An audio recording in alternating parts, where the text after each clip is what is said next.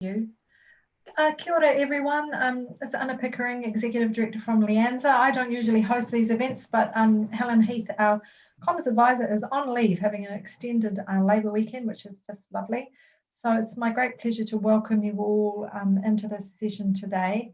We'll just start with a karakia and then I will introduce the topic. Whakataka te hau ki te uru. Whakataka te hau ki te tonga. Kia mā kina kina ki uta. Kia mā taratara ki tai. Kia hi aki ana te atakura. He tio, he huka, he hauhu, tihe Māori ora. It's my great pleasure to introduce this topic. It's been one very much on people's minds over a long period of time, and has taken on new meaning now that the New Zealand Libraries Partnership Program has been announced, with digital inclusion being one of its focus areas. And so we were really pleased to be able to offer this webinar, the Public Library as Space for Digital Inclusion. And I really would like to thank the team from Massey, one for undertaking the research and for sharing it with us. And I also have put into the chat a link to an interview that Helen did recently with Maggie Hartnett around this research, and it also has a link through to the research report as well, if you haven't already seen that or had the chance to read it in detail. So I'd like to hand over now to the wonderful team at Massey, and I'll leave you in their good hands. Thank you so much. Well, kia ora tātou, kua hui mai nei kei tēnei wāhi ki te kōrero. Ko Alison Kearney ahau, I he kai ako ahau ki te kununa ki Purihuroa mō te kura o te mātauranga. Thank you everybody for inviting us. My name is Alison Kearney and I work at the Institute of Education at Massey University, and I'm the head of the Institute of Education at Massey. So we're really pleased to be here with you today to share the findings from a study that was funded by Internet New Zealand and was conceived in partnership with you. It was a partnership between Massey University, Internet New Zealand, LIANZA and Public Libraries New Zealand. And as many of you here know, we met prior to the beginning of the study and really appreciated the opportunity to work in partnership with LIANZA and PLNZ to scope the project. So we hope that the study provides evidence of the role that libraries and library staff are playing in New Zealand in supporting the digital inclusion of their users, and how these services that you provide are being viewed by the public who use them. The study also considered what professional learning and development library staff feel would support them in undertaking these roles. The overarching research question that shaped the project was, what is the role of public libraries in supporting digital inclusion for library users? So having said that, I'd like to just introduce the team. That was... Well, while we're waiting, it would be really one of the things that you were wanting to do was to answer questions from people in public libraries and anybody attending about the research, or about how they could use this report to advocate to their councils around the role that librarians and public libraries play in digital inclusion. So I wonder if people do have a question, whether you could start putting those into the chat so that we could use them later. That would be really helpful. And I also put into the chat the link through to the report and to the interview. Oh, hello, Lucilla, welcome back. Sorry about that. There was some sort of glitch that spit us out of the network. So. Oh, did it? Yeah. Oh, okay. Well, I'm pleased to see you both back. Yeah. So I will just start from the beginning. Did you do the intro? Yep, I've done the intro. So I've just outlined the project and what we set out to find. So I was now going to come, and I was just starting to introduce you, Lucilla and Mandia. So I'd just now like to introduce the team. Unfortunately, Dr. Maggie Hartnett can't be with us today, but I'll just hand over to the others to introduce themselves. Mandia. Well, kia ora koutou, ko Mandy Renders taku ingoa, and I'm very happy to be back again with hopefully stable internet connection this time. So I'm based at the Albany campus in Auckland at Massey University, and my area of expertise is in inclusive education and work on the equity through education field. So over to you, Philippa. Kia ora everyone, I'm Philippa Butler. I'm based on the Manawatu campus in the Institute of Education. My area of expertise is research methodology. So I was the research engine behind the work we did here. Okay, hello everyone. My name is Lucilla Carvalho. I'm at Albany as well, and my area of expertise is in digital education. So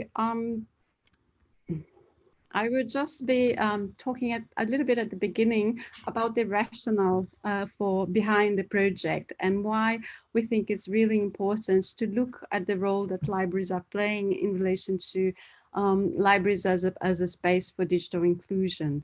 So the initial ideas for this project came from this, that we know that the role of libraries have been changing over the past decade or so, where libraries used to be, you know, places of collection, of distributing or preservation of collections, and now libraries are playing a different sort of role as well. So as a spaces for learning and spaces for creation.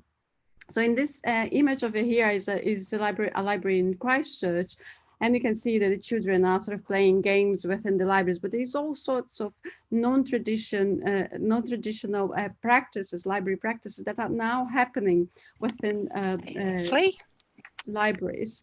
And I was sorry. So just a reminder, everybody, could you please keep yourselves on mute? That would be great. Thank you so much. This is one of the most fascinating webinars we've been to. It is. It's turning into something quite exciting. I don't know what's going to happen next. So the idea over here was that looking at, yes, spaces for learning and spaces for creation, but also there's a lot of activities related to the digital. So people can go to libraries to use, some libraries to use a specialized technology like 3D printers, but also you can just go, if you don't have a stable or access to Wi-Fi or to digital technologies. So this is really important.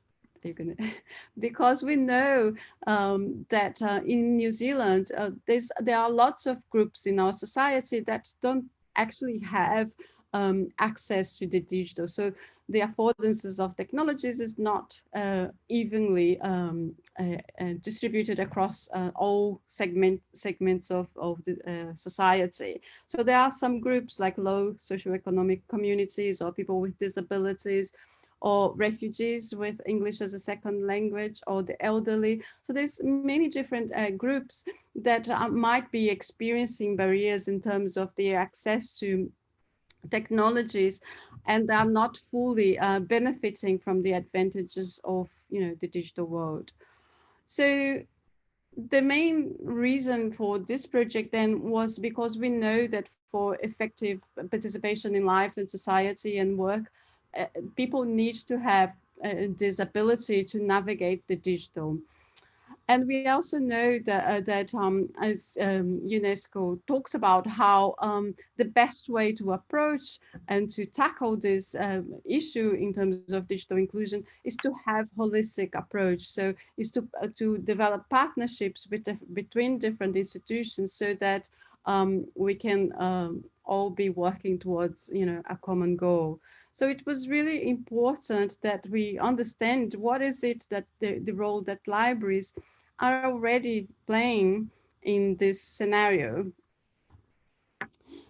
So in order to figure out what is happening out there in the libraries across New Zealand, we then developed this survey instrument to gather the information. And the instrument, the survey questions, were based on this document by InternetNZ, so the Digital Inclusion Blueprint. And basically, this document looks at the different dimensions that are necessary to be in place in order to people to navigate the digital. So capability, access, motivation, and trust. So capability is basically about the skills that you need to have in order to navigate the internet, or you need to know what digital tools you can use for a specific task that you want to realize. Access is about the infrastructure, whether the infrastructure is in place and allow you to reach out to the internet, or whether you have the means and to afford a connection. Motivation is about knowing the reasons why you could benefit from using technology or using the internet, and so that in ways that you can have a meaningful way of engaging with digital technologies. And trust is basically about being able to protect yourself, being able to recognize the spams and crimes, and keep yourself and the data referent to you in terms of privacy and security. So all those dimensions are really important in relation to people's ability to manage their information, to communicate to one another, to be able to do online transactions and banking online, but also to use digital technologies in ways that go beyond just consumption, just playing games, but more so in terms of contributing to a body of knowledge that is out there. And the ultimate goal is actually to sort of be able to use technology to solve problems as well. So this was the introduction, and I will pass now to Philippa, who is going to be talking a little bit more about the survey and the data that we collected. Right, well, as Lucilla said, we used those 4 areas in the digital inclusion framework to structure our surveys. So we had 3 different surveys, one for library managers, one for library staff, and one for library users. They were all online surveys, but the library users survey, we also had paper copies available in libraries on request, so that users could fill it out on paper if they weren't so comfortable with digital technologies. So the library managers survey sort of tapped into the areas of access to digital technologies for library users and capability. The library staff survey covered the areas of motivation, capability, and trust, and the library users survey covered all 4 areas. We received responses from 44 library managers all around the country, 228 library staff members, and 405 library users. So next slide, please, Lucilla. So this is some of the findings from the survey sort of mapped onto that same kind of framework of the participants and those 4 areas. So we've just highlighted some of them in red, Lucilla, thank you, that I thought we'd talk about. There's a lot of findings in that report, so please pursue it at your leisure. But yeah, we found that about 1/3 of libraries had a digital strategy that referred to providing equitable access to digital services for their library users. We found that there were a lot of barriers and enablers to library users accessing digital services through their libraries. Things that enabled their access was sort of partnerships and external programs that libraries provided access to. Libraries having up-to-date equipment, sufficient equipment for people, and the really key thing was about the staff knowledge and capability to support library users in digital areas. The barriers, of course, the flip side of that was where there was lack of staff knowledge, lack of staff capacity, lack of time, lack of funding and physical resources in libraries. Under capability, we had the library managers were, they sort of half of them rated their libraries as being effective at meeting users' needs in the digital areas, but then of course half of them felt they weren't meeting their users' needs effectively. In particular, they were better at meeting the needs of elderly users, children and young people, and users from low socioeconomic backgrounds.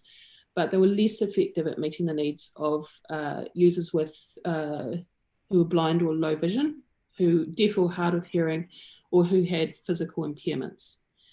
The library staff felt that they spent a lot of time teaching really foundational skills to the users, to really basic things like turning on a device, accessing email, setting up their own personal devices, things like that. We also found in the survey that the staff who felt that their own digital skills were advanced tended to be newer employees in the library, so probably younger people rather than people who'd been employed in libraries for 25 years or more. And the last thing we were going to highlight here was around issues of trust. Users had variability in their need to be supported in areas of trust and online safety. But the library staff felt that that was a low area of input from them. They weren't asked to do that so often. The majority of their time was actually spent on those really foundational, basic kinds of tasks that users need support with, rather than the more kind of advanced digital skills or skills that were around the sort of trust issues. So next slide, please, Lucilla. And then some of the key recommendations from our report were the things that were really important to address were around staff knowledge, the kind of resourcing in terms of staff resourcing, in terms of funding, and in terms of kind of equipment for access to digital technologies. But then there was a real need for professional learning and development for the library staff themselves, and for their development in ways to support users, and then the users' own sort of development, personal development, as a consequence of the staff's activity in developing their skills.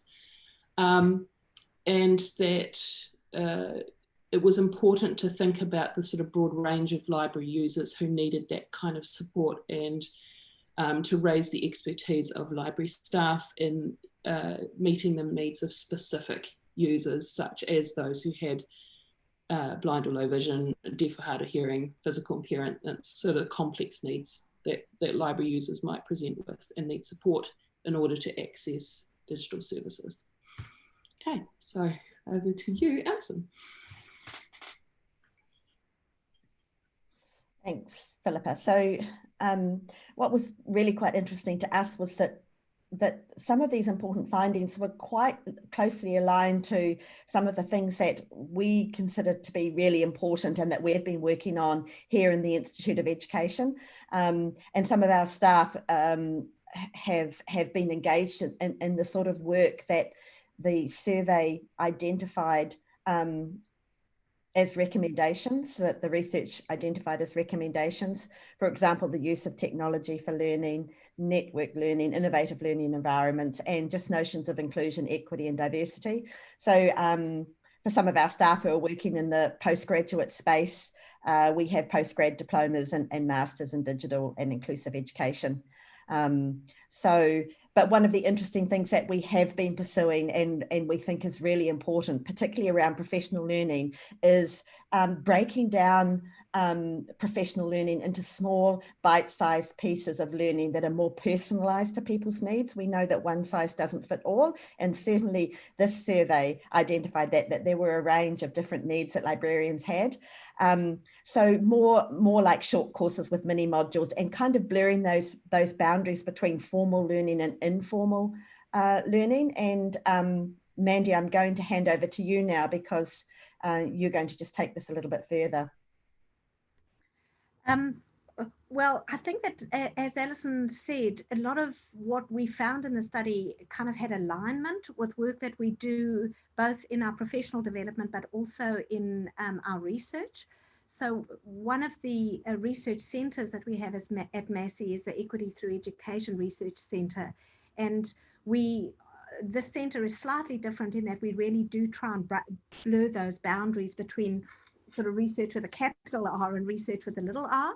So it's research with, and in fact, this project came out of the Equity Through Education Research Centre because it's research in partnership with libraries and Internet New Zealand. And it's I think it's this kind of space that we're working in where we can really try and meet the needs of the sector in very different ways, in non-traditional kind of ways. So the Equity Through Education Research Centre is one of those areas that we found kind of a strong alignment with the research we were doing.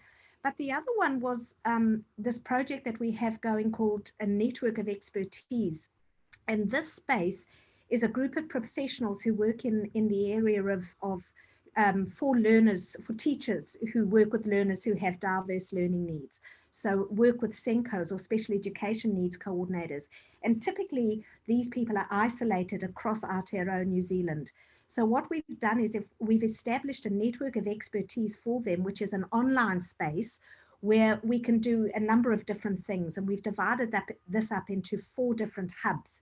And hub 1 is just free access to the site, where we can enable sharing of resources, sharing of good practice. So we do spotlights on good practice, provide a forum for ongoing discussion, set up a calendar for any kind of ongoing professional development that there might be. And so that's kind of first tier, first level generating of knowledge and expertise and connectedness and networking. Second tier, for those who are really keen, is to become a member of this professional kind of community. And we see this as relevant for all kinds of communities, not only this one, but in this professional community would be weekly webinars, opportunities to have more bite-sized, as Alison was talking, bite-sized pieces of knowledge and information.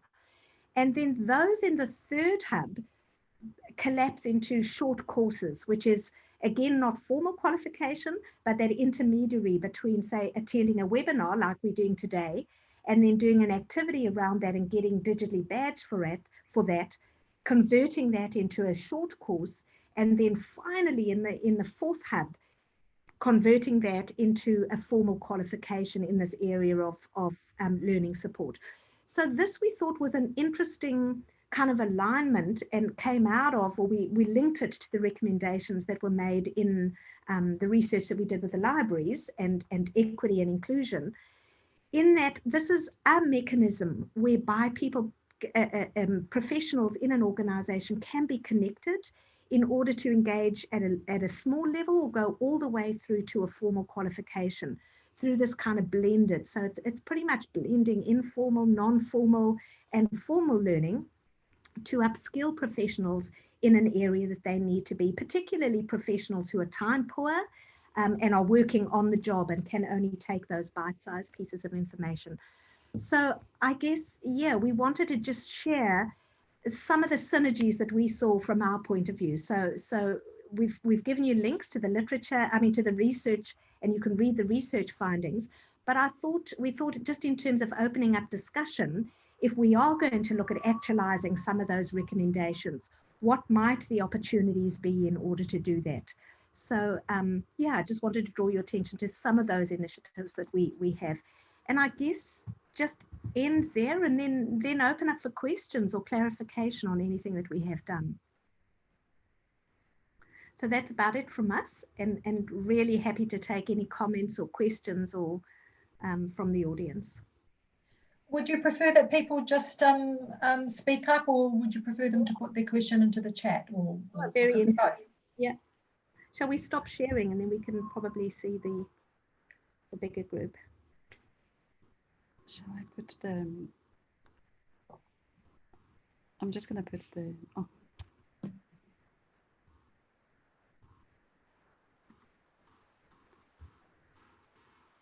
Do we have any questions from anyone or comments? We've got a link to the full report, don't we? I'm just putting on the chat. Oh, thanks. Yeah. Brilliant. And there is an executive summary on the first page. Oh, well, no. Yeah, page 1. So Lucilla's just putting a couple of links to some blog posts that we've done around this, as well as more information related to the project and the Equity Centre as well. So those are all in the chat for you now at the moment. So the first link is to the full report, so everybody can access and download and have a look at the information. I had a question. One of the things that Maggie talked about in the interview that we did with her was around, I think it was one of the points that you raised around libraries having a digital inclusion strategy. And we're kind of interested as a national association to sort of understand how we might support libraries to do that, or even to know how many already have that kind of strategy, and would be, you know, I guess a little bit like your sort of community of practice approach, how people could work together to develop these kinds of strategies, and whether or not that's important to do that. We found in the survey responses that quite a few libraries had been involved in their council's digital strategy and had input into that, but not as many libraries had their own particular digital strategy. So of course we only had responses from 44 library managers, so I wouldn't be confident in saying that we had a kind of national picture of how many had digital strategy or not. But it seemed from the comments that we got that when the strategies addressed the particular needs of users and how libraries could enable digital access and digital sort of upskilling for users, that was where digital strategy was quite a strong document for a library. Yeah, and just picking up on a comment in the chat, and I guess linked to that is the importance, I think, of establishing that network of expertise. So the sharing of resources, so not individuals reinventing the wheel in terms of both the design of that strategy and the implementation and the upskilling of it. So certainly from my experience in working with other professional groups, I think that notion of sort of the just-in-time PD, or the sharing of, you know, that good practice or evidence-based practice, learning from each other, sharing the work from each other, would be really central in terms of rolling out a really effective national initiative. And I guess the tiers of involvement, just picking up on the question in the chat, the tiers of involvement for PD, from our experience, have been really interesting, in that we found that professional development over time, taking the bite-size approach to it, that kind of incremental approach, is that it kind of is a scaffolding in order to move up to upskilling in a different area that perhaps busy folk don't have the time for right up front. You know, gone are the days where people can hold down a job and, you know, take time to do 2 years of professional development in digital learning. But they are certainly able to attend webinars like this once a week, or do small modules and get those credentialed. And I think universities are also coming to the party in terms of how might we reconceptualize this ongoing professional development into a formal qualification ultimately. And just thinking about providing opportunities to network and discuss resources, but also then to use that as part of your ongoing professional development into formal accreditation. And can I just follow up on a point you made, Mandy? I think time and time again, we hear from participants in studies like this, that along with that sort of anywhere, anytime, modularized, short bite-sized pieces of learning, the opportunities to network with others and learn with, from and about each other is one of the most powerful pieces of professional learning that people say they get. Yeah, I think another dimension of that has been the similarities and differences. So similarities across the board in terms of what is effective practice, but also the differences regionally in terms of different needs and barriers, depending on the community and the location. And sharing of those insights, I think collectively strengthens the initiative as well. So yeah, it was just fascinating for us to look at this research and see, but generate parallels that we're seeing in other dimensions as well. Does anybody have a comment they would like to make or a question to ask? Hi, I'm Beryl Anderson. I'm no longer working in libraries, but I have still maintained my interest in libraries. But digital exclusion is kind of a major issue in a couple of organisations that I'm involved in. So if you look at what the Citizens Advice Bureau have released in their report, they have somewhere between 25 and 50% of their inquiries are from people who are digitally excluded and are unlikely to ever be digitally included.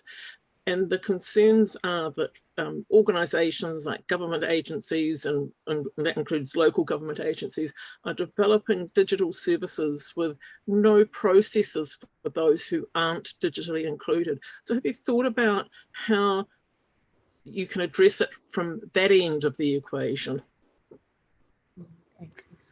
From the government side of it, I think for me, that's what I thought was the libraries have played such a significant role, because libraries are very hubs in the community, and they have access, and people in the community that don't have access to technology usually go to the library to do those sorts of transactions, to access, a government agency, because they obviously don't have the literacy skills, or don't have the technology or the infrastructure at home. So I think the role that libraries can play in this space is quite significant, because there is all this, if you are not in formal education, and what way then do you learn those skills,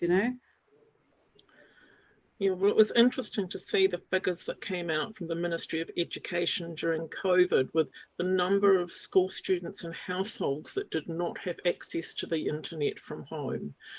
And while the estimates were around 100,000 students and 40,000 households, low in comparison, it was spread to the total population. It was spread across the entire country. So, do public libraries, for example, have any input, when they have input into the council's digital strategy, point out how those who aren't digitally enabled can access those services? Because really, as part of the digital strategy, that should be included in it. Yeah, I think you're very right, because I think the COVID-19, the lockdown situation really revealed this, that there are so many people in different types of situations. And even if you do have an internet connection and you do have a device, you might have a whole family sharing a device where, the parents might be working, the children have to access school material. So how do you actually navigate those differences in society? And it reveals the need to address, right? And as I said at the beginning of the presentation, it's not just one dimension, but you have to be looking at all those dimensions in terms of capability, access, trust, etc. From our point of view, in a small rural community, we have something like 44% of our community don't even live in the urban areas. So they have an issue in the first place getting to the public library to access the information and the computers that we have.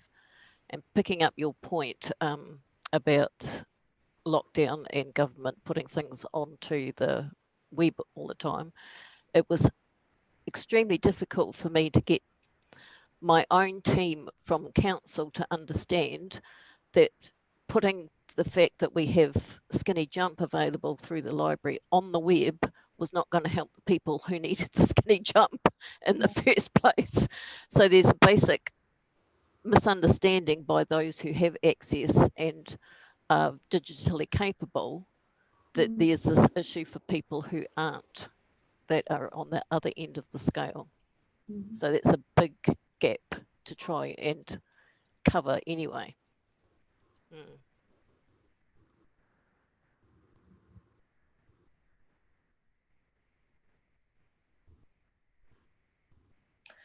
There was another question there in the chat from Winston Roberts at National Library.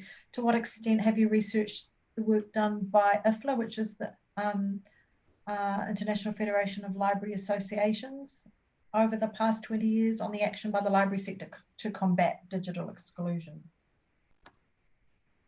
No, I'm not familiar with their work. I know that this role of that libraries have been playing, as I said, is not something that is just specific to New Zealand. It's an international movement where all the libraries have been sort of looking at reshaping their own sort of spaces in a way, and they have definitely sort of realized, or society realized, that they actually can have a very strong role to play in that in those groups that the marginalized groups that I was talking about before. So I think it's a very important role, and is an educational role, and it would benefit from partnerships, I think, and that's why we talk about how, in terms of our role as academics or as educators, is to look at how is it that we can support libraries going forward into this into trying to address digital inclusion. Where are the gaps, and how can we help and support to fulfill those gaps? And it's not just like one direction. So like Mandy said, like it's about, there are so much information out there. One of the things that we realized with the survey is how much libraries are already doing. So how can we gather that information together and facilitate this exchange of information so libraries can learn from one another? We can support that to happen. Winston, did you want to share some information from that research that has been done?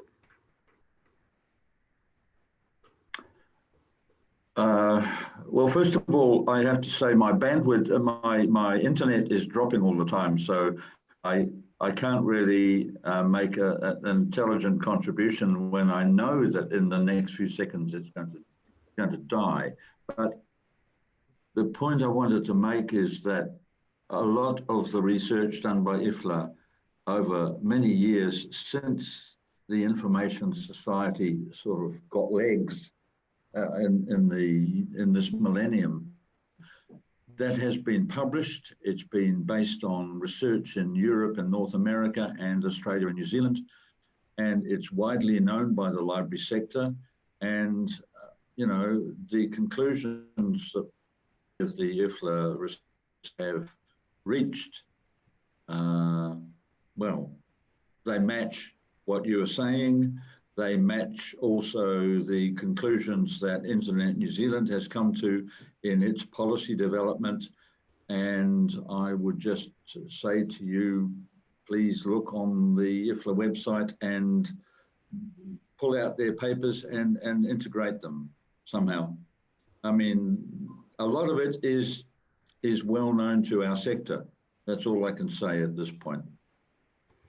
And I guess what's interesting listening to you speak is if there is consistency, where to next then, so that the next report shows growth in some of these areas, in some of the, what are next steps in terms of action on those recommendations?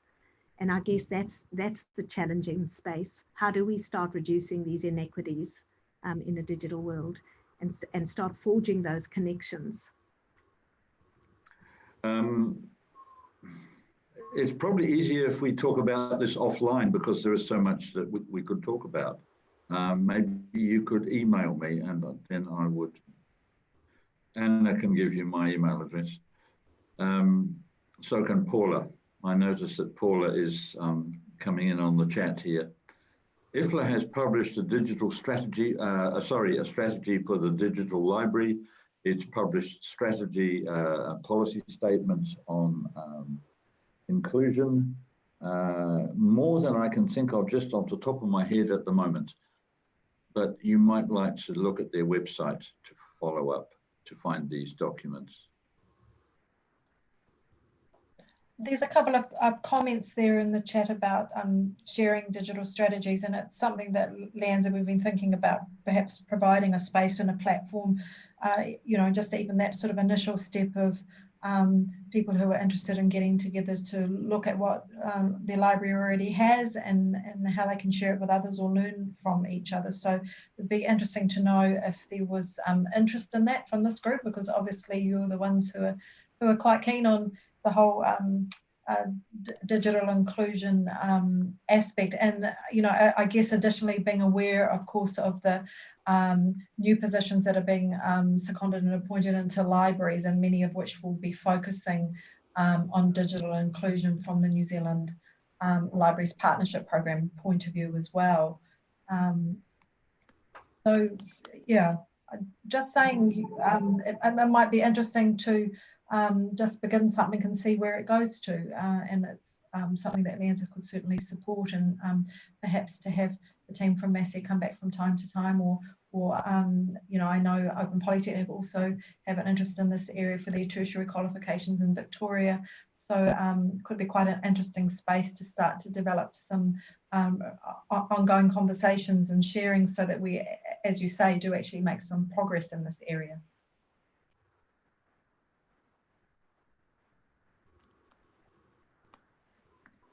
Does anybody else have a direct question that they wanted to make about the report, or possibly what you could do with it? I was thinking about it's a really wonderful advocacy tool for counsellors who often are not so aware that libraries are not just lending books and stamping them in the back on pieces of paper.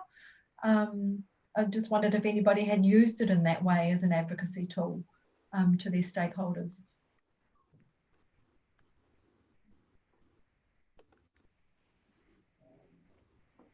Well, if you do, we'd love to hear how you get on. I was also interested in the interview that we did with Maggie. She made the point about how libraries are really good at leveraging sort of partnerships and networks, and that libraries don't need to you know, create everything from the beginning themselves. And I'm sure you're all really aware of you know, Digital Inclusion Alliance Aotearoa, and many of you will be involved in Spark Jump and Stepping Up, but I'd be interested to know if anybody has any other kinds of partnerships in the digital inclusion space that could be interesting to know about.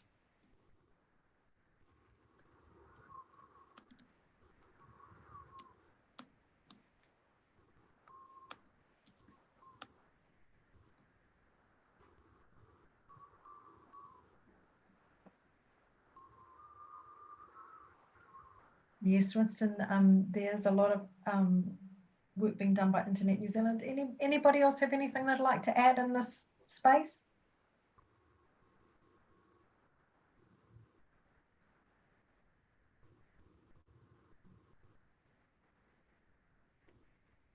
Yes, John's noted in the chat about APNK, which of course has had fee waivers as part of the Library Partnership Program.